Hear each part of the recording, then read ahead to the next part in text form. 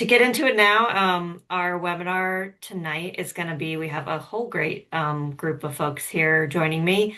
We're going to be talking about two different regions in Pennsylvania, Endless Mountains and Wild Elk gravel networks. And so these are either relatively new or brand new bikepacking projects. And so I'm really excited to turn it over first to David and Helena, who are going to um, people I've gotten to know David and Helena both over the last couple of years. I think we first rode together in Grayson County, Virginia, on a great route down there. And David is well known in the region with all of his routes in Virginia and other places. So I'll let you tell a little bit more of your story, how you came into bikepacking route creation. Thanks, Mel. It's good to be here tonight. And yeah, my name's David Landis. I'm based in Harrisonburg, Virginia, and I actually grew up in Eastern PA, so I feel kind of privileged to also be able to plug into different projects in Pennsylvania. Um, do a lot of different things, but I've been designing bikepacking and gravel routes through my company Village to Village Trails. And yeah, I love bikepacking. I love exploring by bike. And I think just a little bit of how I got into this. I, I I've been hiking, I've been backpacking, I've been bike touring. We called it bike touring first, probably 20 years back. We used to ride mostly on the roads. Um, and I always loved just traveling by bike. I thought it was always the right mix where it was faster than walking, but it was not too fast like in a vehicle, and you had this direct engagement with the world around you where you weren't in this box. I was a long distance hiker and backpacker for a while. I ended up traveling for a while internationally after college and living and working in the Middle East, developing and designing long distance hiking routes, and eventually publishing guidebooks to routes in Europe like the Camino Santiago. And, through that, then I was in this hiking world for a while in this place of how do we connect communities with trails, with routes. And when I moved back to the US, to Virginia about 10 years ago, I started just exploring the region by bike again. And in that period of time, the bikes had changed into these sort of, all-terrain adventure bikes. The bags had changed from panniers to soft bags. And I just sort of used it as a way to explore the Shenandoah Valley, the Allegheny Mountains, and the areas around me. And then I was like, I can update my hiking guidebooks faster by bike. So I took a bike over to the Camino in Spain, bike packed the Camino Frances, and then I don't know, just kind of fell in love with this way of unpaved bicycle exploration and bike packing. Um, from there, I toured the Great Divide route with a friend. And then after doing that, I was like, it'd be amazing to have a route like that back in Virginia, where I live. We have perfect roads and terrain for it. And then that became the Trans-Virginia route and a bunch of other projects. But I think for me, I mean, what really inspires me to create these routes is finding how routes connect people and communities and places together. I think that community piece is really at the core of it. I mean, I love the adventure. I love the challenge. I've dabbled in the bikepacking racing too. But I think for me, when I really think of why I do it, it's the way it brings all of these pieces together that are diverse and complex. And I also find a lot of motivation to find the story of a place through the development of a route, what makes a place special, what makes it unique, what makes the people who live there feel proud to share about, and then how did that story connect to others outside of the region. So my process of designing a route, I think it really starts with getting to know the place, getting to know the community and the people, trying to figure out what makes this place unique, what makes it special. And then I like to sort of say I don't know, it's a mixture of a science and an art. Like it's a process of going through all the research, studying the place, studying the GIS, figuring out all the roads that are unpaved and paved and trails that connect. But then also like, finding this creative side and trying to design an experience that flows throughout a region that takes the riders on a journey and tells a story and gives them a window to sort of connect into that local community. I think I also come at it as sort of a guidebook publisher too, and trying to think about how do we get all this information there, because it's not just about telling people which roads to take. It's really about how to present, all the tools they need, all of the places they can get food or they can, sleep overnight, all of that kind of stuff, and putting it together. and then figuring out the way the whole community supports this information, this route, this process into sort of long-term sustainability. And I've really liked working with Bikepacking Roots as a route steward, a community route contributor. And I think the route steward program, where you have someone from local community plugged into the process, that's kind of a resource person and keeps tabs on the routes, is a really good way to kind of keep the information fresh and, available long term. So yeah, I've been involved in a bunch of these projects. It's really great to see this community grow. Like I mentioned, it kind of started with the Trans-Virginia route, which is a 550 mile route from Washington, D.C. to Damascus that kind of follows the state line between Virginia and West Virginia and goes quite close to where I live in Harrisonburg. And that led to the Grayson gravel routes that Noel mentioned, that Noel, Helena, and I rode together for the first time on. That's on the far southern end of the state. I put together a route around Shenandoah National Park called the Blue Ridge Hills and Hollows. That's a 300-mile circuit that's a little more accessible. It's about a quarter unpaved, not quite as hilly as some of this other stuff.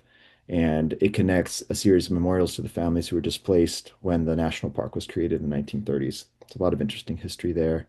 And then from there, I've kind of just gotten involved in a bunch of regional projects to map out kind of comprehensive networks of gravel riding experiences, day rides, and bikepacking routes. The Mountaineer Gravel Project out of north central West Virginia and Morgantown area, just south of Pittsburgh. That's one that we've been working on the last couple of years.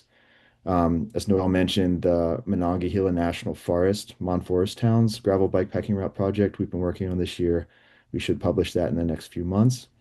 That's a whole series of like a dozen bikepacking routes and almost 50 day rides in the part of West Virginia that's just adjacent to the Shenandoah Valley, Virginia, the highest mountains of West Virginia. And there's a number of other projects in the works. But yeah, the subject of this webinar is more Pennsylvania. So I've also been working with the Endless Mountains region and this wild elk gravel network. So I'll stop talking and I'll pass this on to Helena. Thanks, David. Hi, everyone. My name is Helena Kotala. I am based just outside of State College, Pennsylvania, in the center of the state. I've lived in this greater region my entire life, kind of bouncing around to different communities around here. I've always loved the outdoors and human-powered movement. Before I was really into cycling, I was an avid paddler and trail runner. Still enjoy doing those things as well. Um, Kind of rode a lot, mountain biked a lot as a teenager, and then got out of it, and then back into it when I was in college, just kind of commuting around town. Got back into mountain biking, and then I discovered gravel riding, and sort of this concept of like starting in town, heading out into the forest, and connecting places. My first bikepacking trip was the weekend I graduated college. Instead of going to my college graduation, I wanted to go on some adventure. So my now husband, we just started dating at the time, went on an overnight. We started at my house in State College and rode maybe 40 or 50 miles out into the woods and camped, and then rode back the next day. And at the time, I had sort of just gotten back into cycling and I wasn't in super great shape and it was really hard. But I just kind of fell in love with this concept of being able to leave from home, not get in the car, be able to experience things at the speed of the bicycle. As David mentioned, I agree. It's kind of this perfect balance of being able to cover a lot of ground, but also go slow enough that you can really be immersed in the landscape.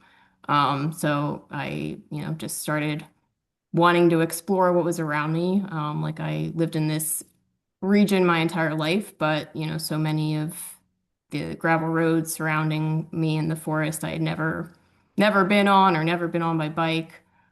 So just kind of started putting my own routes together because I love maps as well. I have a degree in geography, and so that's part of my inspiration for creating routes is like when I look at maps and study maps, I just like want to go to those places and experience them. And so just, started looking at where I could connect, just riding from home.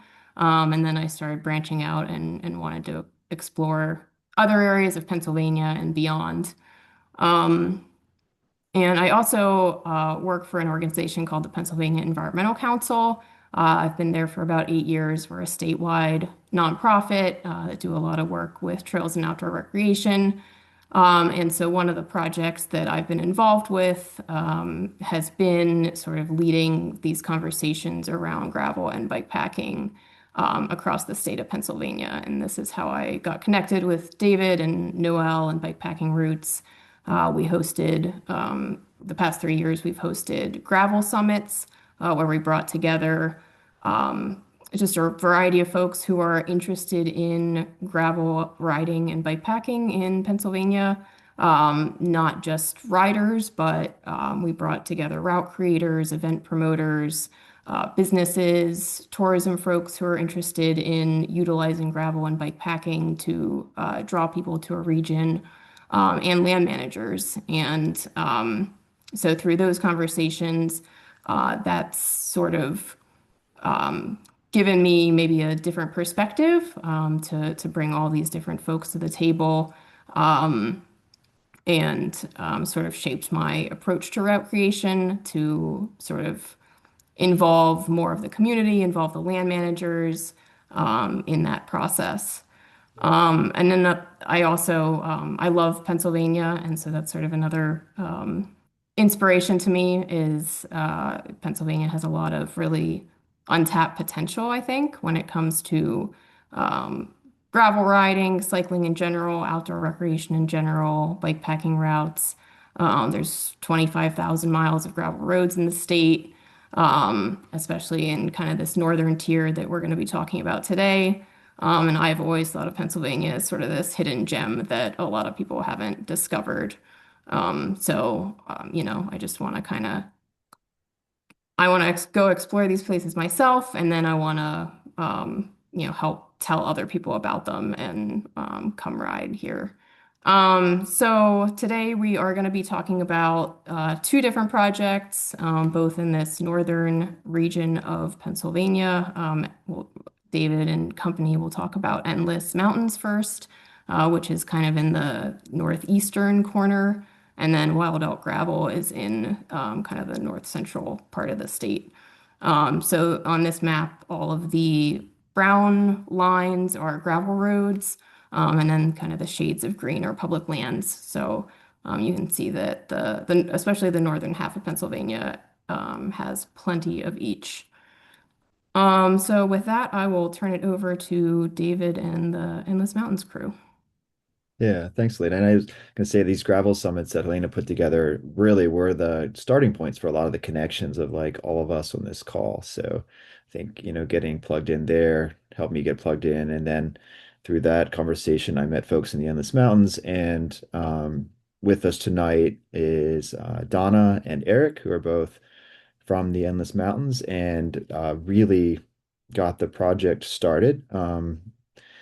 Eric's in Bradford County, the Northwest one, and Donna is Sullivan, but they know all over. But this original route for the Endless Mountains gravel bikepacking loop came from these folks. So I'd like to just hand this over to them to maybe quickly introduce themselves. And I'd love to hear the origin story of the Endless Mountains idea from Donna, who came up with it in the first place. Well, thank you, David, and thank you for letting me be part of this panel of true trailblazers and for in developing cycling. It's funny, I've probably been gravel cycling for 55 years. I grew up in the Endless Mountains, and all we had were dirt roads. And at the time, we just rode dirt roads, either was on a mountain bike, a road bike, whatever bike I had at the time. So I've been gravel riding for almost all but my first 5 or 6 years. So I grew up here. We have an abundance of gravel rides. We have some amazing scenery and challenge. And I've been fortunate to ride here and all throughout the US and also abroad. So in just a little bit about me, last year I rode from San Diego to St. Augustine, Florida. So I love to cycle. That ride was fully supported.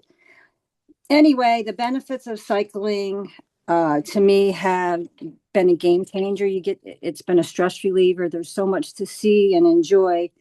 And so a few years ago, about 5 or 6 years ago, I was a county commissioner. So that kind of gave me a little bit of power, I guess, to try to get this developed throughout our region. I thought cycling could be a hidden economic development opportunity for us, because a lot of times when you're in government, you want to bring more business to your community, but that's not always easy. It's a lot of work to bring in a factory, a small business, but we have all this gravel, we have all these opportunities right here in our community. So the infrastructure was here, but it was a way to try to figure out how to put it all together. And at the same time, I was also everything was aligned. I was also the president of the Pennsylvania Trails Association. I was also on the the Endless Mountains Heritage Region Board, and I was also a member of the Endless Mountain Visitors Board. So I had a lot of people that I could reach out to help facilitate this idea into building cycling. I love cycling, and I think everyone else should, but a lot of people have no idea what we're even talking about. So I think it's been a great opportunity, and the infrastructure was here. We just had to figure out a way to put it all together. And also at the same time, the D&H Trail won Trail of the Year. So I thought, well, let's incorporate that and build this big route to connect the 4 counties in the Heritage Region. So I reached out to the people that were the president of the Heritage Region, which is Kane Chamberlain. I reached out to Jean Roof. She was the chairman of the Visitors Bureau. Robin Cummings, who is the chairman of the Bradford County Tourism Bureau. And we brought these people together at the time to try to sell my idea to them, to say, hey, let's try to promote our region through cycling. And they didn't say no.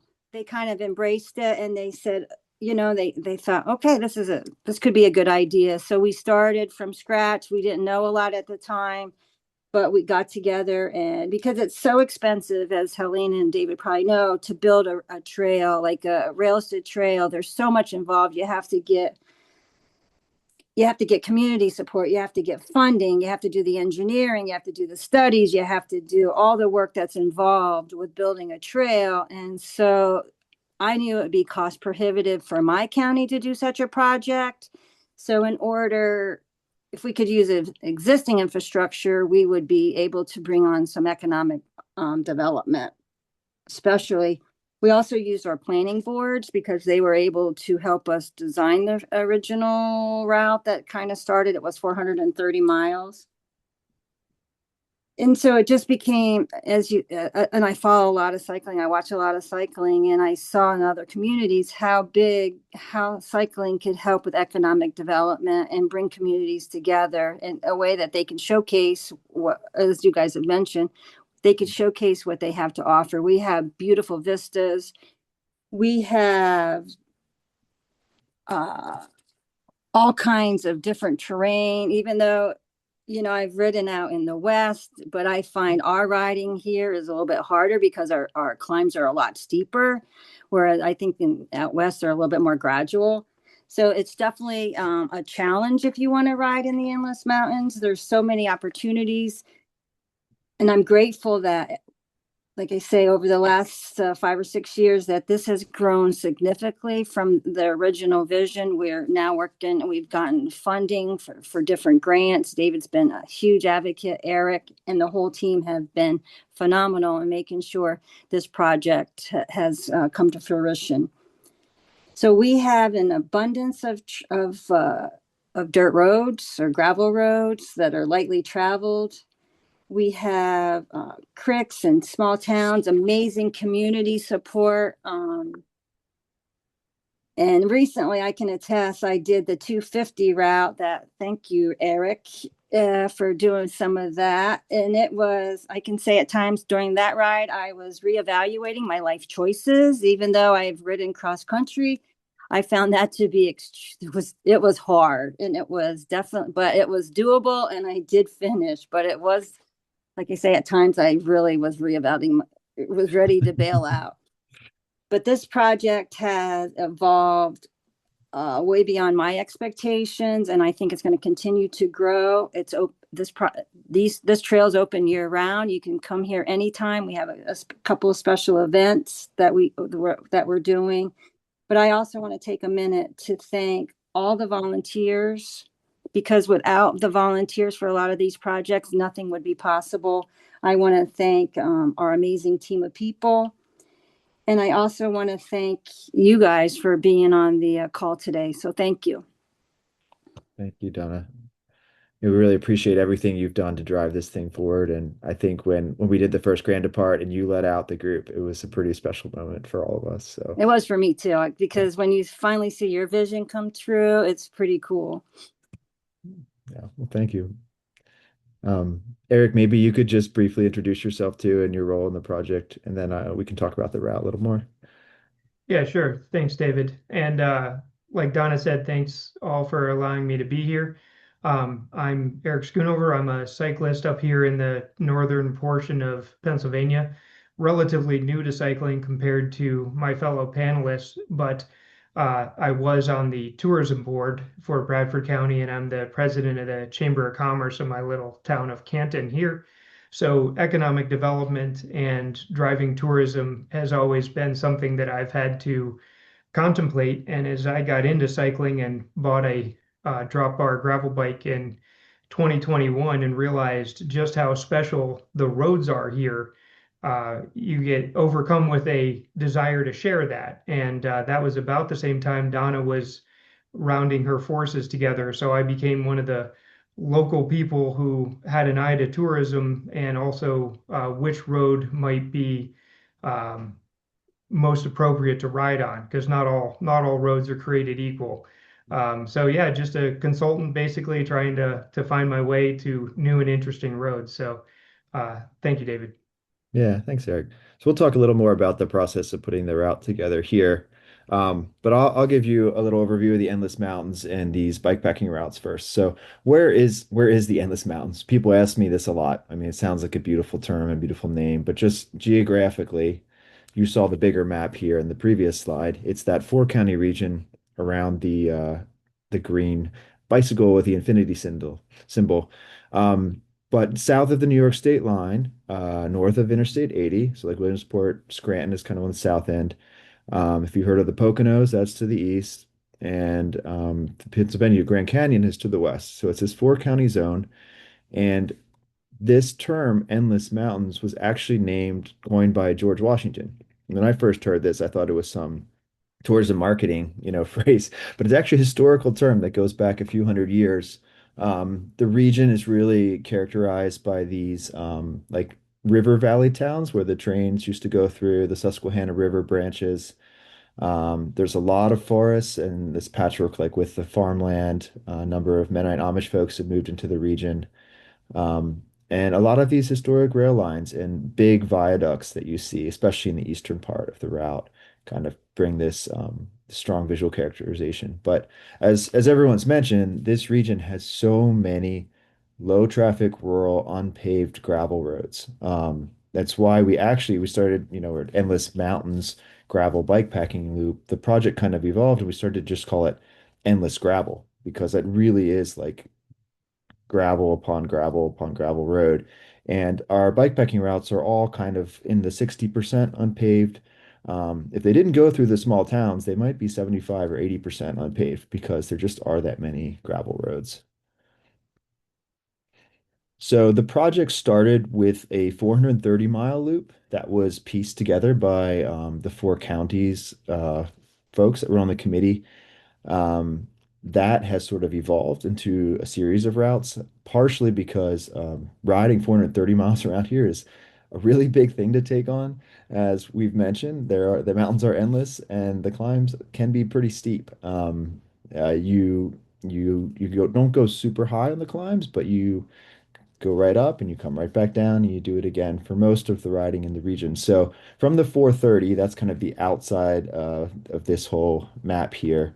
We ran a bike packing event, a grand apart, and we decided let's also just suggest riding, the western half, that's 250, or the eastern 200 miles. And then we said even something shorter would be nice. So we added this 150-mile loop, that's the orange that loops back to Towanda, where we started all these kind of in the center. All of these routes are on Ride with GPS. If you look up Endless Gravel, the URL's at the bottom there. There's detailed route maps, surfaces are all corrected, and all the points of interest there too. But I'm just going to quickly profile like the stats on these routes so you kind of get an idea of what they are in terms of the numbers, and we'll sort of walk you through them. So the 430-mile one you can see here, that's the whole region, the four counties. Quite a lot of elevation gain, as we've mentioned. You can see the profile at the bottom and how much paved versus unpaved there is. There's quite a lot of unpaved. That's sort of the dashed parts of the elevation profile. We recommend this starts from Towanda, mostly because our event starts there, but you can ride it from any place on the map. That's the 430. This is the western half, just that 250. It's still about, 1,000 feet per 10 miles. That's kind of the rule of thumb around here. Um, the eastern half is basically the same. The eastern half also includes this rail trail. You see that sort of gradual grade at the bottom. And that goes sort of towards the edge of the Poconos and the corner there, New York. And that one's a good one to start in Tunkhannock, which is probably the biggest town on the route. This eastern half is also closer to DC, New York, Philadelphia by a little bit, by not by a whole lot. And then this shorter one we added for the Grand Depart this year. This is a half of the 250 in the west that uses a really beautiful old road rail grade through some state game lands back into Towanda. And, all of these things are always available to ride. They're open to the public. All the information's out there. But I'm going to walk you through some of the highlights of the 430, which was the sort of the original and the longer one that all of these came from. So back to the 430. That's the full region. There's just some characteristics. The western half, as we mentioned, there's a lot more public land, a lot of state forests and state game lands. You see these pictures here, kind of get immersed in the forests. And we talked a lot about like forest bathing kind of concept where you kind of lose your sense of space and time, and you're just on these gravel roads forever and ever. The whole region is forested, but there's, I think, more towns and farmland in the eastern and northern parts than kind of that southwestern part. So there's kind of a mix. Some people prefer to be in the woods, some people prefer to be in and out of towns a little more. So there's a little bit of that for everyone.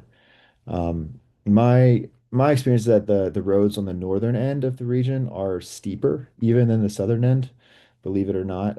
As you get closer to the New York state line, some of that farmland, I mean, it's gorgeous, but yeah, just the grades are a little bit steeper. And historically, towns were built along rivers and along rail lines, and that was in the valleys, not at the top of the mountains. So a lot of the services in these towns and along the routes are at the lower points in the valleys, and you climb in and out of them to get between them. Um, a little bit here on the route development. We've mentioned bits of this in the story, but um, this really started with Donna's vision to pull all these people and places together, and a committee was formed, which is kind of interesting. I've never really worked with a route project that started to be designed by a group of folks.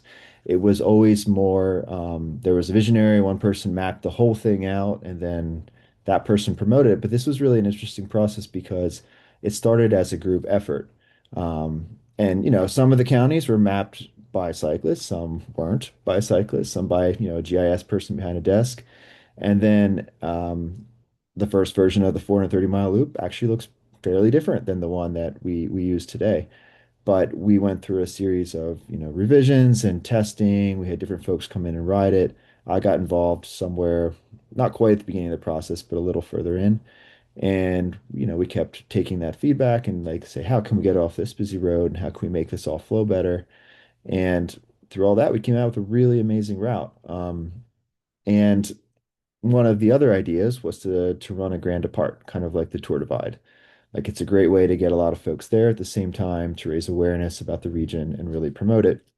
So we ran the first grand depart in 2024. Went really well. We did it again. We'll talk a little bit more about that in a couple of slides. But that was another big stepping stone for the project to put it on the map, like the endless mountains, the endless gravel of northern PA. And then from that, we also started this project to map out shorter rides. The riding's so challenging. So, even a 50-mile route can be an amazing overnight experience on some of these roads. And there's a lot of other things we can design from this big network of options to do, a ride from, an hour or two to a full epic day or different variations to just use this. So we started mapping out a regional network around the 430-mile route. So some of the highlights of the region, and Eric and Donna, feel free to jump in at any point here. Um, just to give you some visuals, the Susquehanna River kind of frames the region, cuts through the center of it, and the route. The center of sort of the figure eight, the infinity of the route is along that river there in Towanda, Tunkhannock, Sayre. Um, I'll walk through this kind of as the route goes around in the way most people ride it. Armenia Mountain in Bradford County, the far western edge. It's a nice remote gravel hill with a lot of these big views. The picture on the bottom right there kind of shows sort of what that looks like. Um, Canton, Pennsylvania, where Eric lives. As I mentioned, it's kind of a classic small town, historic charm sort of place. But I really think it's the cycling community. I mean, Eric and folks, they created the Canton Cycling Club. A handful of folks from Canton rode in the Grand Depart and hosted, a free campsite and a big aid station for riders coming through. And, if you ride a bike through Canton, someone will flag you down and take care of you. It's kind of become one of the community centers of the route. Um, the biggest region of state forest is in the southwest part of the route, the Loyalsock State Forest. As I mentioned, there's sort of deep woods, isolated, remote places. And within that region, the World's End State Park is probably like the real gem of the region. And this view of the Loyalsock Creek at the overlook, which is in the picture at the bottom right. But this is a great area. It's on the southwest corner. Folks coming from like Williamsport, State College area. This is kind of the closest area you can get into the region and get plugged in. As you move towards the east, I mentioned these viaducts. Here's a couple of the different ones. The way the train lines kind of crisscross and shape the character of the towns is really striking. Um, the Nicholson Viaduct is this really big one that goes across the town of Nicholson. Tower is really above the town. Really pretty amazing. And as you kind of go north through that valley, you follow Martin Creek and you see the viaduct there on that gravel road. And you also get to enter into one of the old Underground Railroad routes. And there's historic communities that tie back to those stories and the ways people took that journey there. The town of Hop Bottom's pretty close to that, named after the hops for the brewing process. So pretty neat places there on the east side that feel pretty different than the west side of the region. As we mentioned, the D&H Rail Trail on the far eastern edge of the region. This is the one that kind of goes north-south. It would connect into Scranton area. Again, more viaducts. The Cable's General Store is a highlight there. Kind of represents a lot of the amazing country stores, local businesses that have really supported cyclists. And it's a neat junction point of where the gravel routes and the bikepacking routes and the rail trails like kind of all come together. And that region connects into places like Montrose, which is a really quaint small town with history that goes back to the Revolutionary War and just, a lot of character in the region. Um, so some of the logistics, if you want to take on one of these big routes, these are some of our recommendations. The roads are generally in pretty good shape, as you've probably been able to see in these pictures. We're not talking single track. Sometimes there's some rocky sections or rough roads. Gravel roads sort of vary throughout the year depending on when they get serviced, maintained. But most gravel bikes with 40 plus millimeter tires are plenty for this region. Some people like a little more. As we mentioned, time and time again, the steep hills and the downhills, some people actually just like a little more tire to have a little bit more fun and let go on the downhills. Some people just are fine with that on any bike, but um, yeah, I think that's kind of the range. People ask a lot about gearing. Most gravel bikes are not geared for bike packing on hills, especially hills like we have here.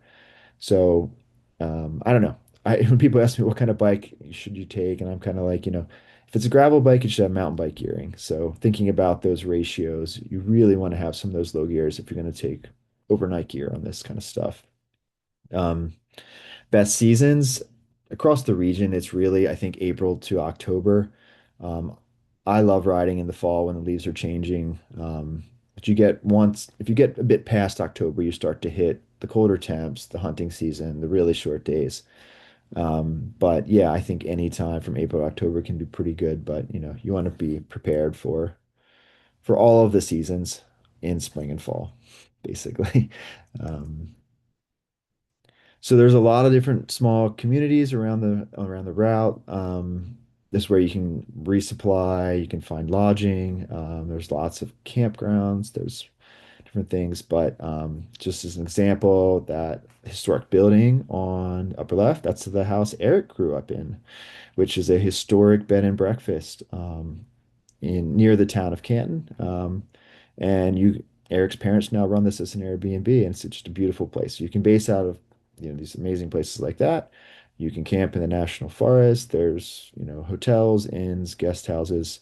Um, I encourage folks to consider staying indoors for this kind of trip too, partially because you can lighten your load a lot, and that kind of helps with the hills and gives you some more options.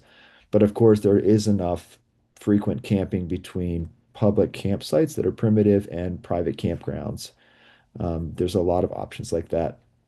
A number of little stores, gas stations, convenience. For the local stores, it's a really good idea to call ahead of time. There's often days of the week where stores just are not open at all. Even if their Google listing says that, it's always good to really give them a call, talk to them, tell them you're coming, make sure somebody's there. But a lot of character in that sort of part of the experience. So, quite a bit of water, even when it's dry, there's more water than like where I live in Virginia. It's always good to filter. So, but usually water's not an issue.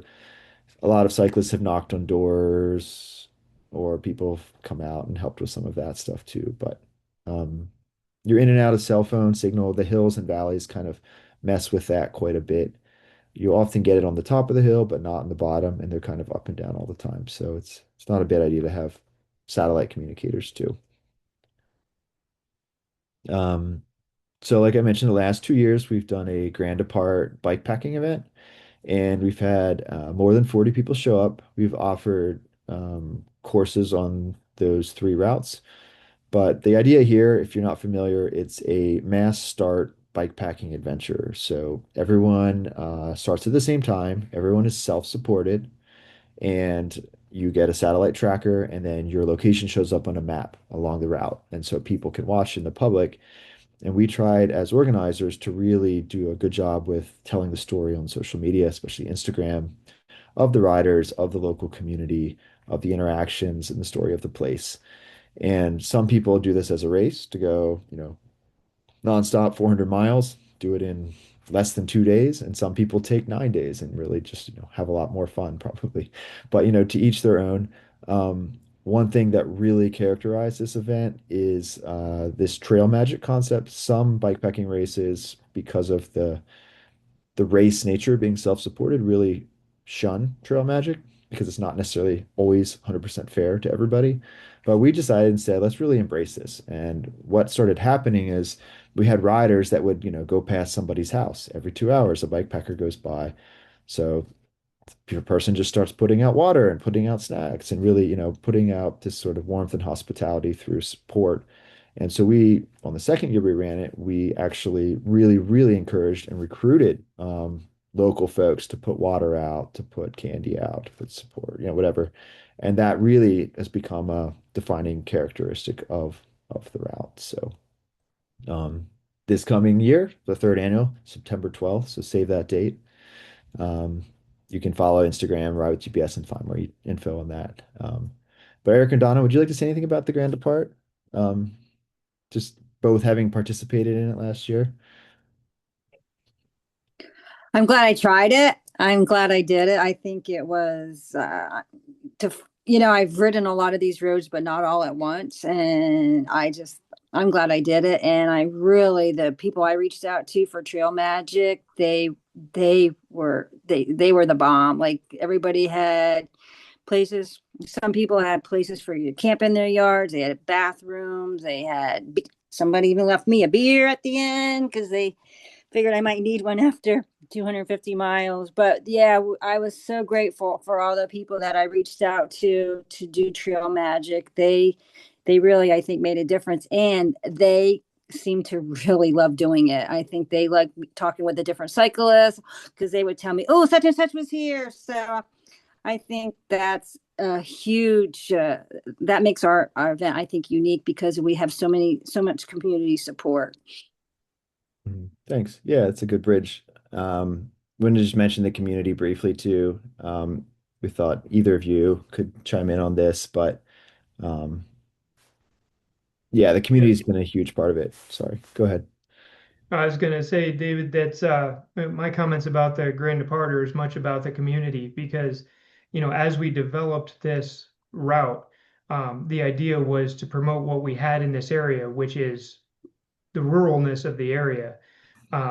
But every road is connecting a community, and those communities, have small businesses and people, and getting them to understand what value a cycling route through the area could bring to the area is a challenge if you're not a cyclist. So when we first started developing this route, getting that information out was a little more difficult to get people to understand, but the Grand Depart has allowed us to illustrate that, with so many cyclists on the road, businesses watching everybody go by, and the buy-in that we've been able to get from the local chambers and the communities, as well as the residents in the Trail Magic and that sort of thing, has allowed us to promote the route as a whole to the communities. And, we've had people riding year round on these routes now, and with stories of the residents in the area and the businesses in the area going out of their way to help support the riders on this route. And so that sort of buy-in really is something that's easy to sell when you have a successful Grand Depart and the media that and the riders that come out of that. So Thanks. Yeah. So just maybe some final words about this route before we move to Wild Elk, but I'm just curious to Donna and Eric, what's the hardest aspect of this route and what advice would you have for other folks interested? And you don't have to take these cues, but I'd be curious what you say. That hill, that Armenia Mountain, is the hardest hill I ever climbed, I think. But Sullivan County, I find it easy because I ride here all the time. But yeah, that was hard. yeah, it's one of those, we keep saying endless mountains, but one of the things I think that surprise people when they get on this route is there's no top at the mountain. And obviously that seems a little hyperbolic, but we don't really have any flat spots at the top. So you climb for 90 minutes or 2 hours, and then you descend for 20 minutes, and then you climb again for 45 minutes, and you descend for 15 minutes. There's really not a stop to that. It's a sawtooth, and that wears on you after a little while. Yeah.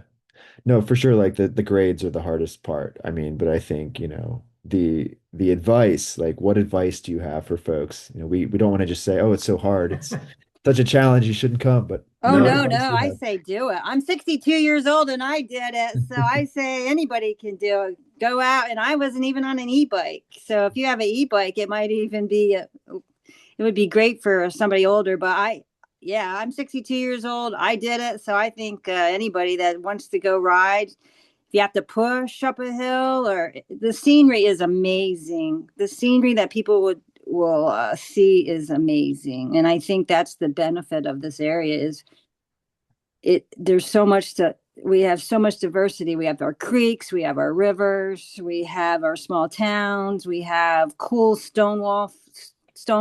There's so many cool things to see, especially well, normally it's 10 or 12 miles an hour, but this, for me, it was like 6 or 7 for that day, for those couple days. yeah, and my advice would be to take your time, enjoy the parts that you can enjoy, because there's going to be parts you don't. But if you take your time and enjoy the views when you have them, and enjoy what you're doing, then it's just a pleasure to ride. Mhm. Yeah, and I think my advice would be like that. Take your time, talk to folks, really get into, those conversations with people who live there and, find that story and be a part of it. So, and you don't have to cross that river that I'm in there in that picture, just for the record. It just brings a bit of drama, but yeah.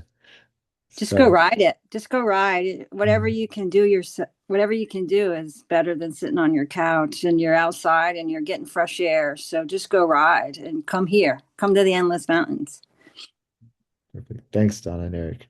So we're going to switch gears here and move to wild elk. And I'll hand it over to Helena.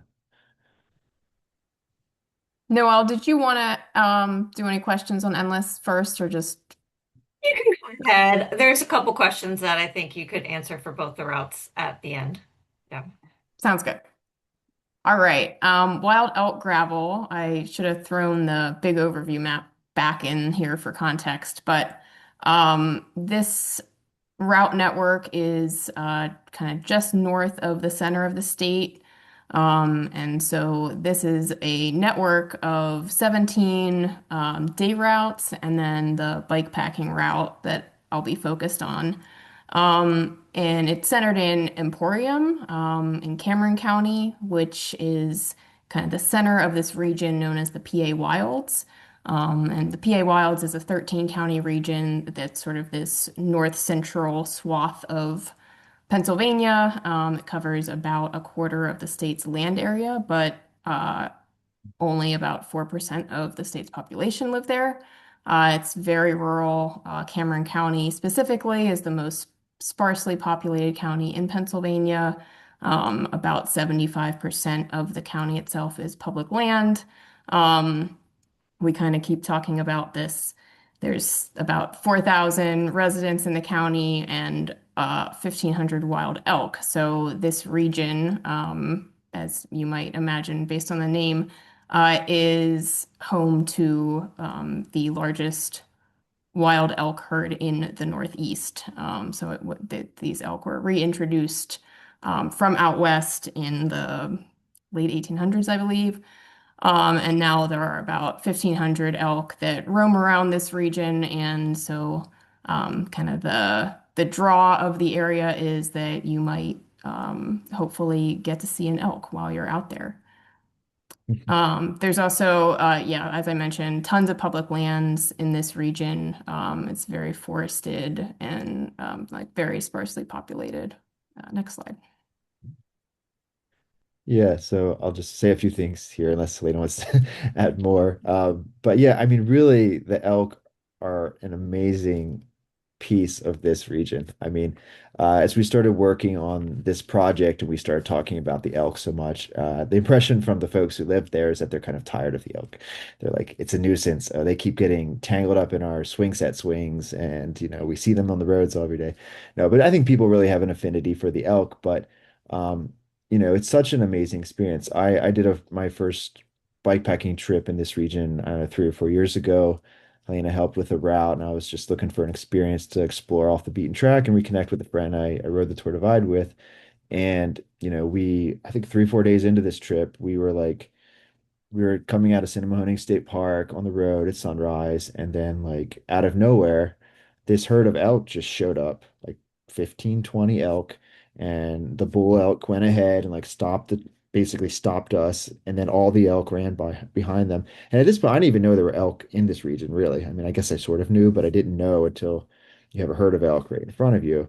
But for me, it left this impression of like this is like the most amazing thing about anything I've seen in Pennsylvania. Um, and I just wanted to come back and keep exploring. So you may not see an elk. You may see an elk. The folks we've been working with in the project, a lot of them say, yeah, we see an elk almost every day as we're driving around. But just the possibility of seeing an elk, I think, makes it worth coming up to this region. So when we designed this route network, we said we will design routes where the elk go. Like if the elk don't go there, we probably won't take a route there. So it was kind of an interesting framing of, what's the narrative of this place? What's the story of this place? And the elk became this framing narrative, which was just an amazing, thing. So, but yeah, a lot of these, Helena's going to talk more about the premier bike packing route we put together, but there's a lot of other routes in this network that work great as overnighters that are like 30 miles, 50 miles, 70 miles. The grades are a little less than the Endless Mountains, and just a lot of experience. So I really love the elk part of this project. And it's been a lot of fun. So as David mentioned, we kind of started with this idea to connect regional highlights in areas where the elk go. And so when we were looking at creating the bikepacking route, we had already developed the network of day routes, and then we said, okay, we want to link up the highlights of this region. Um, and so, I'm pretty familiar with the region already. That's about an hour to 2 hours from where I live, and it's one of my sort of weekend haunts. I like to get up there as often as I can. It's one of my favorite places to ride. And David had ridden the area a bit already, but we, still had some new areas to scout. So got up there and scouted what we had not ridden before. We also met a lot with local riders. We rode with local riders.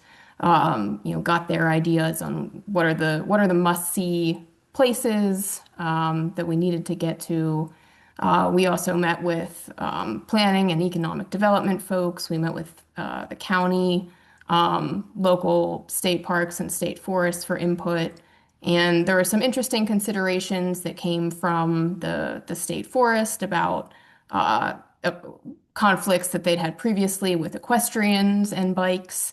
And so that influenced our routing a little bit in one place where we wanted to use a section of gated road that was also a pretty popular equestrian trail, and the state forester, really advised us against that. So we took that into consideration. Another really interesting thing in this region is the forester is actually really excited about the bike project because there's a lot of pressure from ATVs in this region and opening up more of the gravel roads to ATV use, which is having an impact on the elk and kind of driving the elk away from where they typically were hanging out in the town of Benezet. So that was just kind of an interesting angle or story that sort of we came away with from this route development process. So the Elk Rut Ramble 225 is the bikepacking route in this region, and it ties together most of the highlights of the region, and as David mentioned, kind of follows where the elk roam. So it's just some of the stats. It's kind of just under that 1,000 foot per 10 mile ratio.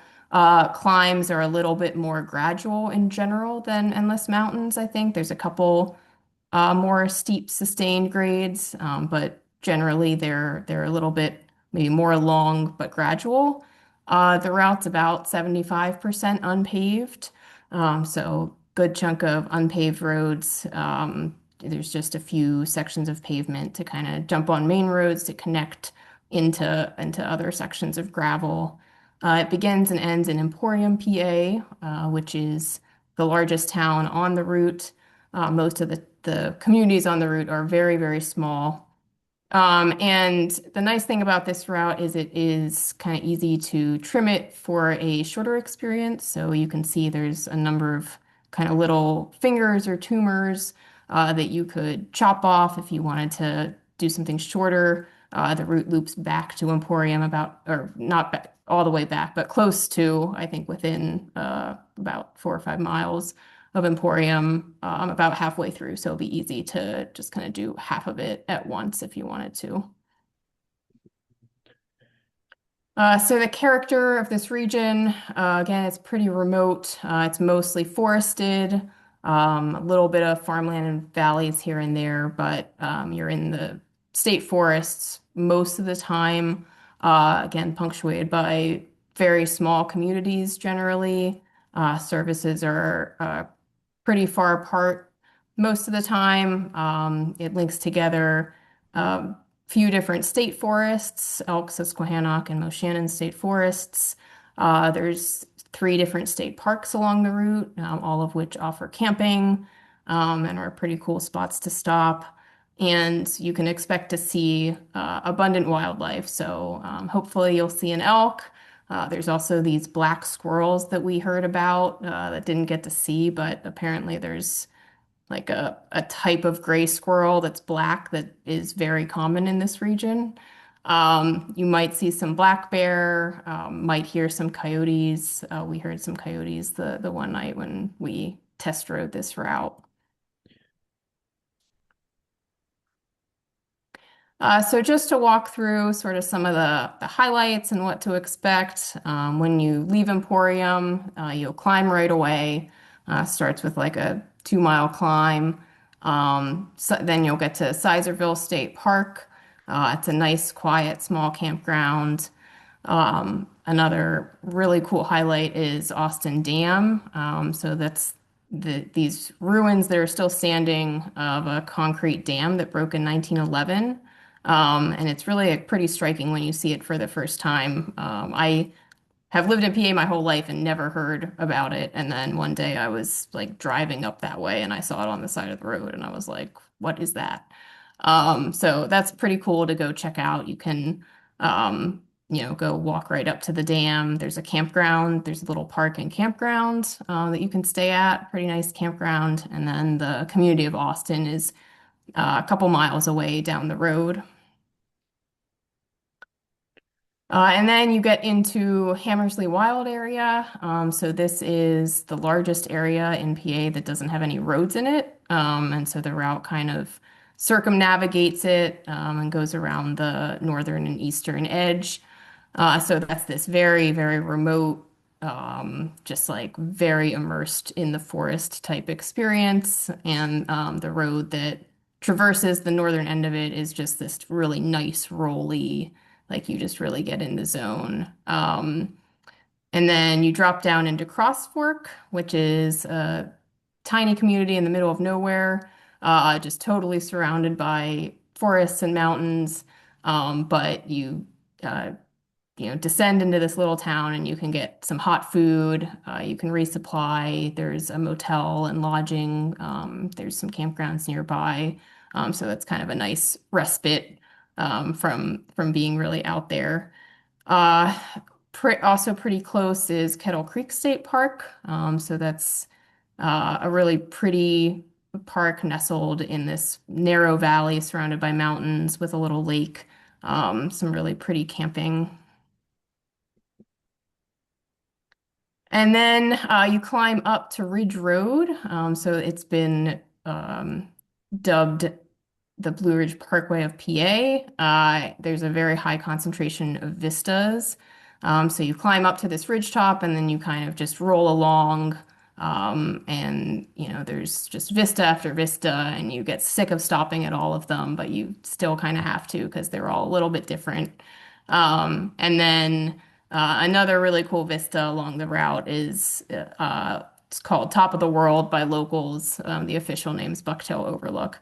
But it offers like almost a 360-degree view of the surrounding mountains. So it's a little bit, it's like, maybe a tenth of a mile, a quarter mile off the road, but it's absolutely worth a stop to go check it out.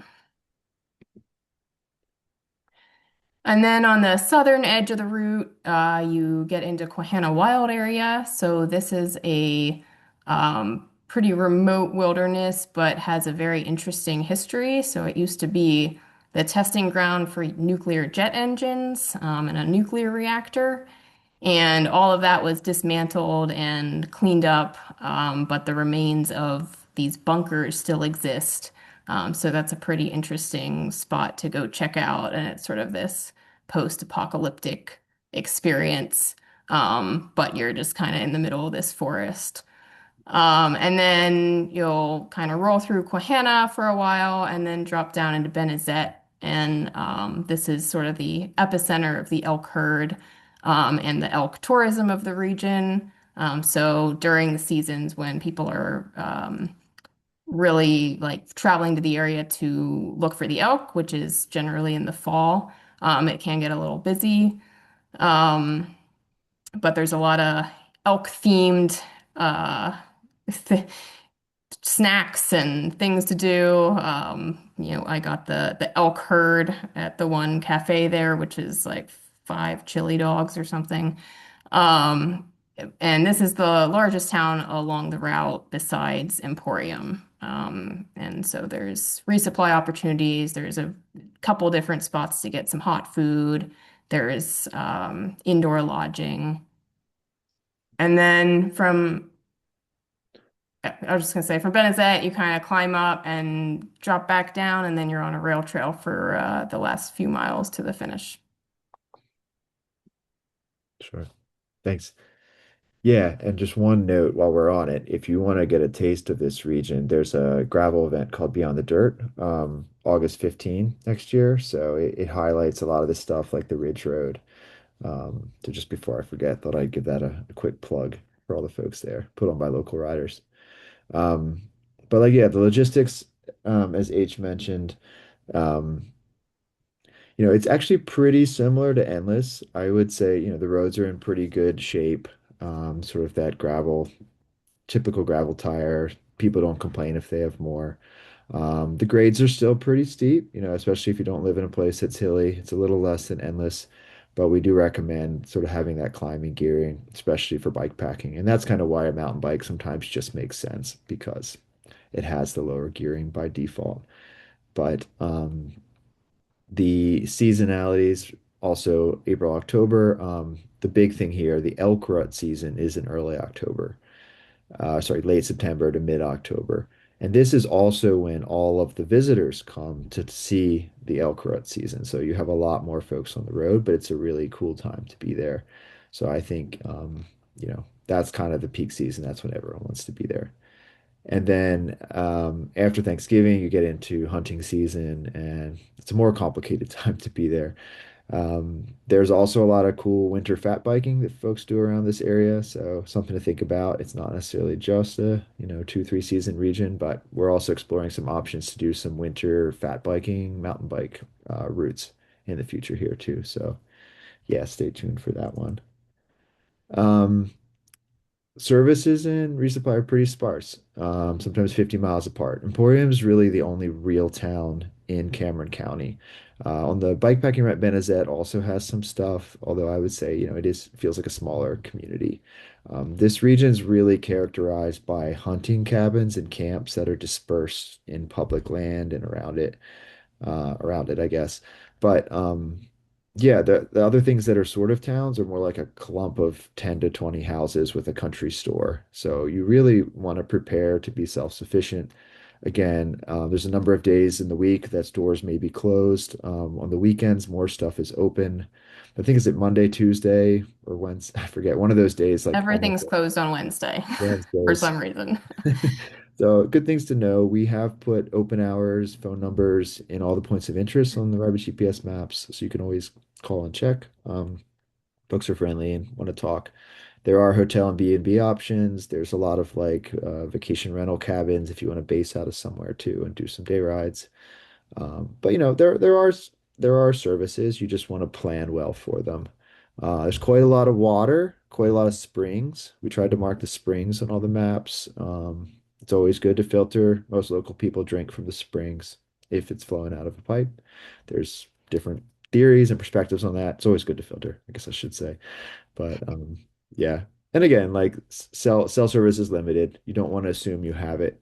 Having satellite comms is a good option. This area feels more like the western edge of the Endless Mountains as sort of northern PA becomes more and more forested with like less farmland and more just continuous forest into that PA wilds region. Um, Anything else with logistics worth mentioning, Helena? Or No, you got it. okay. Um, so again, what are some of the hardest parts of this route or advice we want to give? What do you think, Helena? I mean, I would think some of the hardest part is probably the scarcity of services if you're, kind of not expecting that, or if you go on the wrong day and everything happens to be closed. Um, and so, I would just say make sure you're prepared, kind of do your research ahead of time and know where you can get resupply, and when. Make sure places are going to be open, and then also just, be prepared to not have much cell coverage, sometimes for like most of a day. Um, So, and as far as advice goes, the other thing I'd mention is to talk to people, especially about where they're seeing elk. So the locals can give you some good intel as to where they've been hanging out lately, if you want to try to hunt down some elk. Yeah, Eric also rode part of our bikepacking test ride this fall. I'd be curious, Eric, what you would say in terms of advice or challenges, also compared to Endless. Yeah, I think it's a great route. I would recommend it to anybody. I truly enjoyed riding that route and the flowy gravel connecting the hills on this route is truly a pleasure compared to the sawtooth that we put up with over at Endless. So getting on top of a mountain and enjoying those vistas, while the eighth or ninth one can be a little redundant maybe, but it is truly enjoyable, and the descents are great. Some of the best I've had, and even the climbs are longer but not as steep either. So I found it to be a really accessible route, but the logistics are an issue as already discussed. So that's something that needs to be paid attention to, depending on how far you think you're going to go. You need to have more than one option. If you don't make it quite so far, you might not make it to a resupply. So having that figured out is definitely worth thinking about. Mhm.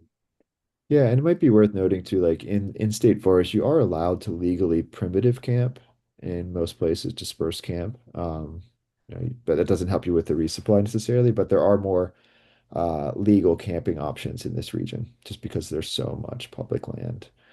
Um, yeah, it's really an amazing area too. And I don't know if either of you has any final words or we open it up for questions, but it's yeah, it's just been amazing to be able to explore and kind of map out opportunities to share bikepacking routes, day rides. There's so much to explore in Northern PA. Um, I'd encourage Yeah, everyone to just check it out. I'm excited to ride more. Yeah, there's just a handful of questions, so I can throw them out for y'all. Maybe you can touch on this for both routes.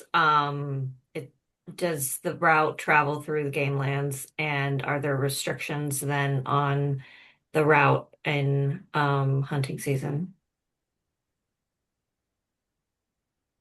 Want me Um, to take that one? yeah, take that one, H. So some of the route, I can't speak for Endless, as far as through game lands.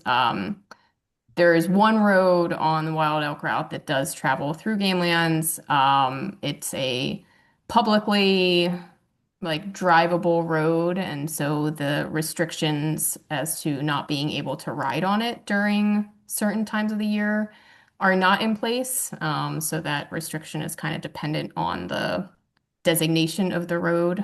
So we did get approval from the game lands to use that road in the route.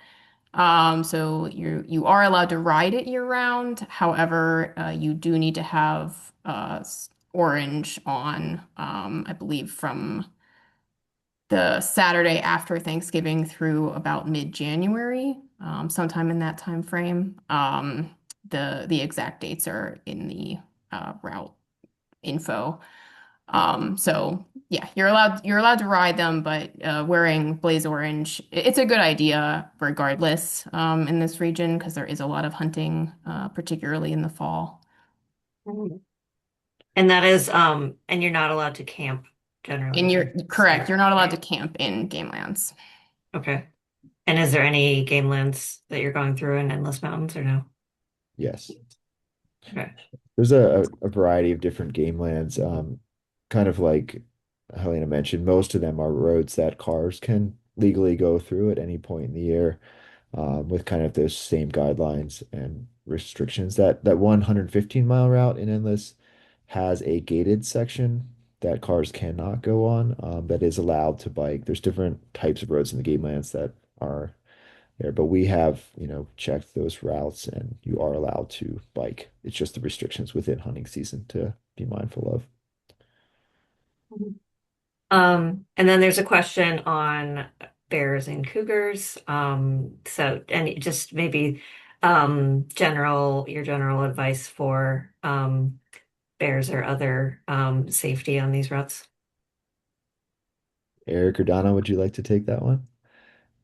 I'm not particularly scared of the bears in this area. We do have some black bears. You may see them on the routes, but typically that's at a distance, and they have plentiful food, so they don't uh, raid campsites as much as you hear in other areas of the country. Yeah, I've Any seen bear cougars? too, but no I've never seen it. There's no cougars. Yeah, we're cougarless.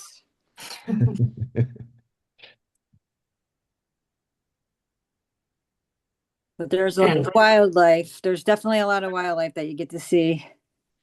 yeah, so probably hanging your food to just keep it away from whoever might want to come in your campsite would be a good idea, Oh yeah, generally. the raccoons. Yeah. Yeah, the raccoons they're pretty. They like to get into people's backpacks.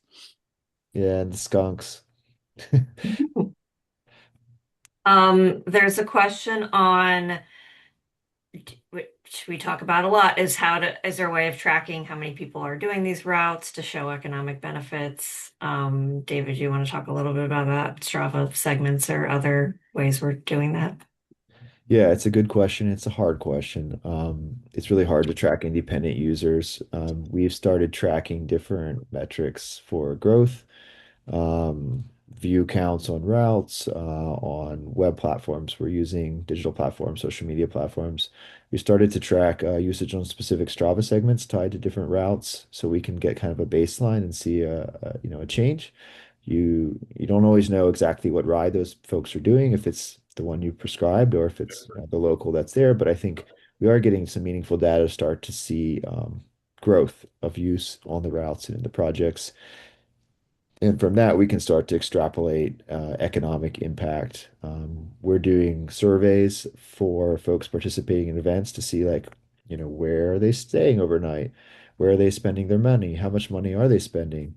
And we're starting to be able to get some projections for, for the known numbers we have and sort of the projected numbers too. So it takes some time to get meaningful data, but we are seeing a lot of growth and a lot of interest.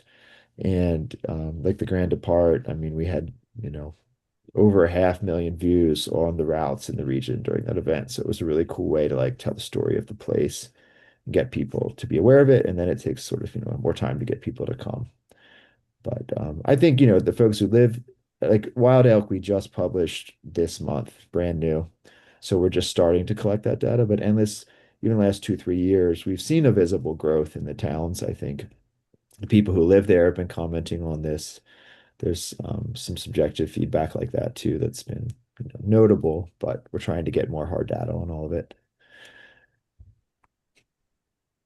Thank you.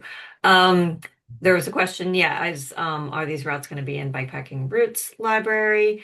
Yes, as we said, Wild Oak is brand new, so we'll make sure earlier in the year to get, probably we'll do a community route for the main bikepacking route and then have all the links to everything else. We did share the ride with GPS though, that you can look at now. And then a related question, maybe are there any plans for an Elk Grand Depart in the future? It has been discussed in some form, I'll say. The folks who did a kind of a test ride this fall, we had such a great time that I think there's been a talk about it, whether it's formal or informal. Yeah, it'd be great to hear people interested in that. We can try to figure out a way to facilitate or suggest that, whether it's a formal event or an informal, time to ride. A popular question about parking, always a consideration for folks. Are there, where can folks think about for week-long parking along these routes? Mhm. Is that So on the resources already? it's in the information. For Endless Mountains, you can park right at the start line. We have a designated parking area at the Housing Development Authority, which is right across from the tourism office. That's, safe and well used. For the Grand Depart, we've been able to use the county airport as a base, which has been kind of a neat place to have a little tent city and have long-term parking. But if you want to park just at any given time, we have some contact info. You can reach out to the tourism office in Towanda, Pennsylvania, and park there. And in Emporium, there's parking along the West Creek Recreational Trail right in Emporium, which is fine to park for a long time. Most of the state parks would also allow that, I think, with just a little coordination. So we do have those places marked on the maps and Ride with GPS. And if anybody wants to start in Canton, just contact me. I'll hook you up. Awesome. There's a question, is there any route in PA that has enough sun exposure for solar panels to recharge an e-bike battery? That'd probably be pretty difficult in Wild Elk. Maybe there's enough places to like where you could do that along endless mountains if you make your days short enough to resupply in towns. But yeah, sun is probably a challenge. It's a good question. I don't know how much sun you need in a day to charge an e-bike, but the farmland parts of Endless Mountains, there's quite a bit of sun. You're in and out of the forests, along the edges of fields. Um, some of the rail trails are more exposed as well. It just kind of depends on how open the land is. But East Coast forests are hard for solar panels, like in general. Solar watches, solar GPSs, they add a little bit, but you have to be pretty intentional about putting yourself in the sun. So I'm not sure. It'd be interesting to experiment. There was a question, Tyler was asking, do we have connections with broad developers from Northern Maryland through State College, and how can he get connected to help us scout and develop? And yeah, I mean, between Jeff Patterson has created some really great routes in Western Maryland, the Allegheny Crossroads route and some shorter routes. Him and someone else from Lancaster, Pennsylvania we have a route in Michaud um, on there, and Helena, David are all familiar. So feel free Yeah. to follow up with us if you want to talk more and get involved. Okay, he knows Jeff, so that's good. Yeah, it's a pretty tight community of folks, so always anyone feel free to reach out. I mean, we put these Instagram accounts for the projects and the road GPS accounts, and you can reach out through there and you'll catch us, and we're happy to connect anyone to, whoever, whatever project you're trying to figure out. Probably there's someone within the network that can get you plugged in. Just a few more questions. Does hunting occur year round on some places on this route? No, hunting is mainly in the fall, Feeding so season. like Yeah. late September through and then into early winter. So there's some hunting into January. There's a spring turkey season in like late April into mid-May. But then there's no hunting to speak of in the summer. I mean, there's like Target practice some that you should be random worried things that about? are in like squirrels, I think, are like all year, but those aren't things that you would need to worry about or change your riding practices around. Are Yeah. any of these areas accessible by Amtrak and other bike-friendly transit? Not quite. Jeff could give you a way to get there for a We very could long get you a connector route. route from somewhere, but no, not really. It's pretty far out there. But we could probably find a way to route you in if that was of interest. If you told us where you're coming from. Yeah. I've ridden my bike there from Baltimore to that region before, so it just might take you a few more days. Yeah, it's kind of like the entirety of West Virginia is basically not accessible by train as well, minus Charleston and one other station. So And then I think that's There might pretty be much it. bus service, like there may be, I think, like a trail or trailways or Mark's bus service. If you're coming from New York City, there's a bus. to Scranton or the Yeah, east just side. you can go to Yeah. Scranton, and actually, I think they have stops around the region. I don't do it, but I know that they do stop in some of our communities. I just don't have the particular routes, but they do. There's a big depot in Scranton and Wilkes-Barre. Okay. Yeah, we'll check that out more. I Thanks, think Tom. I skipped Gary's question or left it for last. If you go down a big rabbit hole, you just asked not a route specific question about bike packers using panniers and switching gear. And I think it's come full circle now. We're back to panniers, different kinds of panniers and racks. Um, Really just, evolved of people are on trails and wanting to be a little more streamlined and lighter weight, as David said, for endless mountains, trying to pack as light as possible, which, you could pack an apartment in the set of old panniers. So you just more that you're going to be carrying up the steep hills. It's probably good advice for these routes.